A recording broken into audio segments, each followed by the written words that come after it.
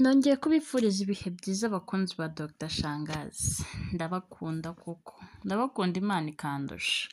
mbifuriza ibihe byiza aho muri hose impande zitandukanye z'isi, mwebwe tubana mu bihe bitandukanye, mu biganiro bigiye bitandukanye bya buri munsi, mudahwema kutwereka urukundo rwanyu, Uwiteka ajya abarindira impagarike.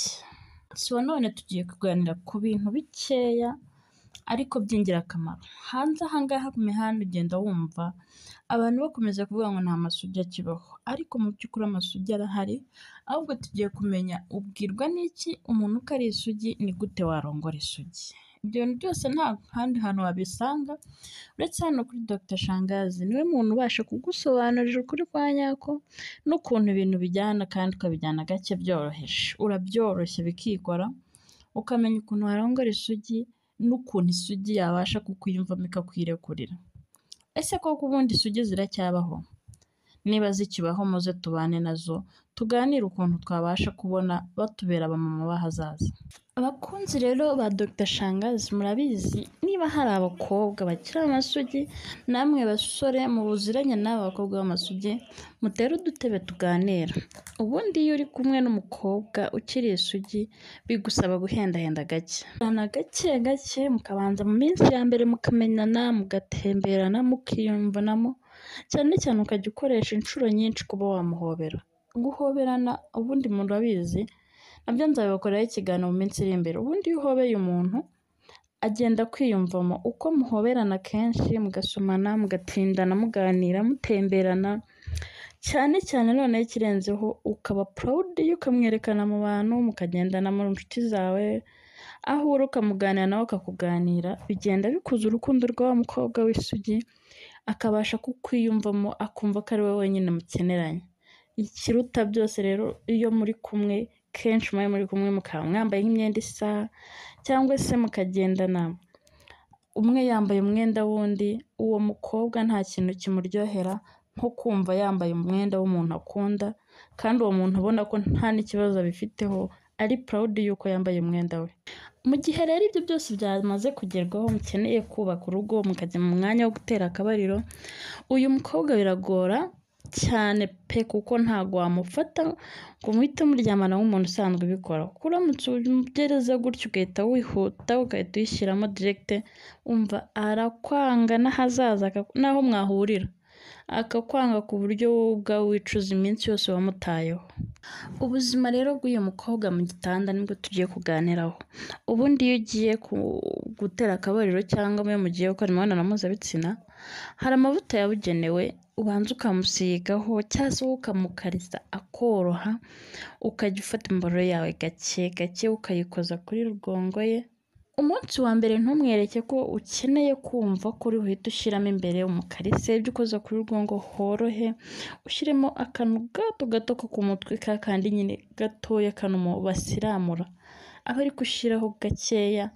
Niwumva byanze ukuremo, ukorere inyuma ku matako, hasiga amavuta yabugenewe. Hari abenshi bajya bakoresha aya ngaya ya olive oil ya elayo, ariko hari amavuta yayo. Umuntu utayazi aze kunyandikira muri comment nyamubwire, nibiba ngombwa turanabayobora aho muyakura cyangwa tuyabazanira. Iyo ubona byananiranye umukobwa atari kwemera kwishyiramo gake gake, ugenda bwa mbere ushyiramo umutwe wayo, ejo ukongera ukamukarisaho gake kwa kundi, ukakorera mu hagati y'amatako ye n'amatako ye, urumva bagifatanye. Uko ugenda woroshya gake gake, hayenjeramo umutwe wayo, icyumweru cya mbere ukashyiramo hahandi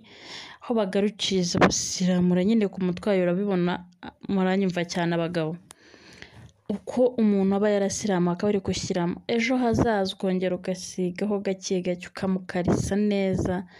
Byaba na ngombwa, hari abantu baba bari proud y'abakunzi babo, wumva ari we mugore w'ahazaza hawe, ukamwihorera ukongera ugakora hagati y'amatako ye gake gake, buhoro buhoro agenda abyiyumvamo, ugasanga urukundo rwanyu ugeze kuri wa mwanya wo kumva ko yose ijyamo, atababaye, atakwanze, ariko yo wamaze kugezamo wa mwanya ka gace gatoya ubundi gasiramuye kariya niko gashikura kagakurura uburyohe bw'umugore kagakurura umukobwa kumva ko afite amatsiko yo kumenya ubundi imbere bimeze bite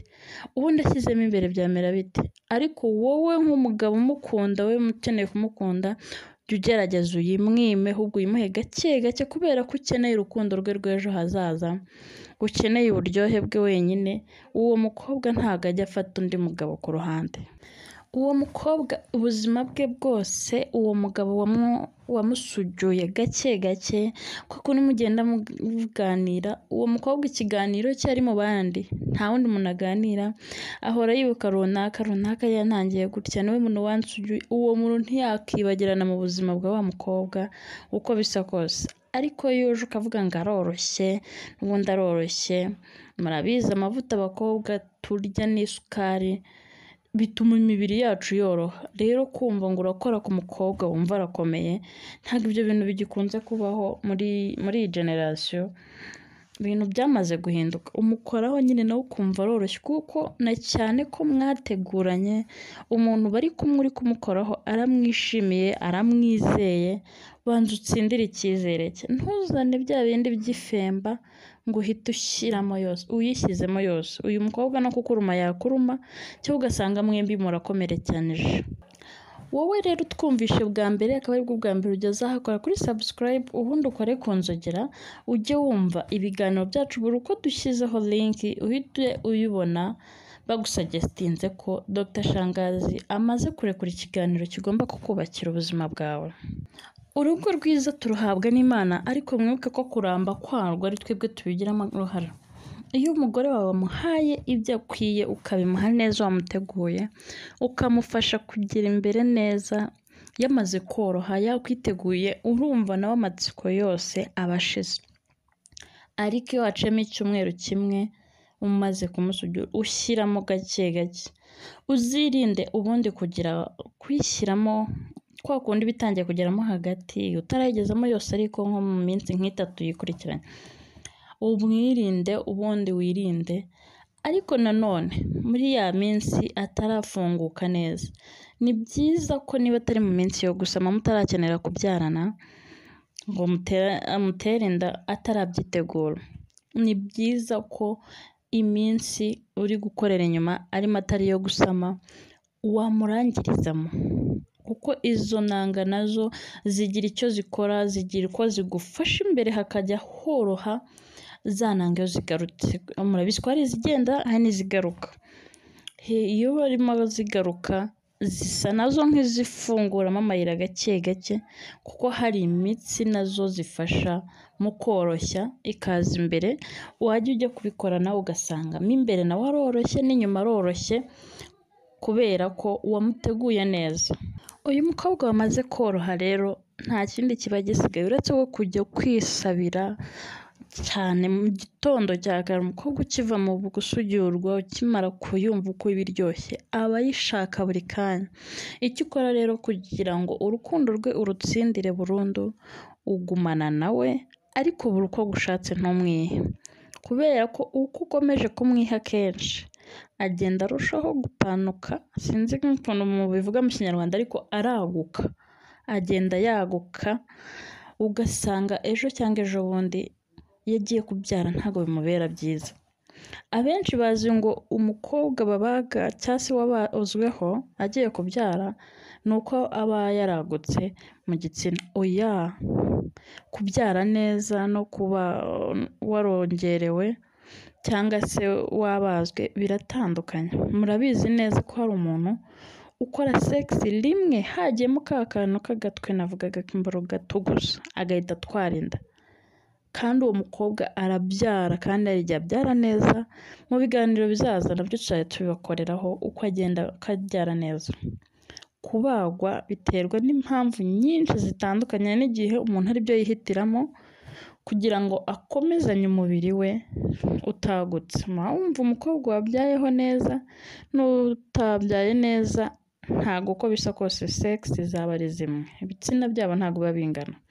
bisaba ngo buri wese abanze agende yumva n'undi we mugabo rero shaka buryo ki uyu mugore cyangwa se uyu mukobwa ujye umuha nibura nijoro mugiye kuryama na mu gitondo mubyutse. Kakantu ka mu gitondo kazamura urukundo, umva mu rukundo rukagenda rukaba rwinshi hagati yanyu. Ntimugacikwe rero hano kuri Dr. Shangazi, kuko tuba duhari ngo tubabwire bya bindi byose byahishwe, tubibahishurira mu bimenye.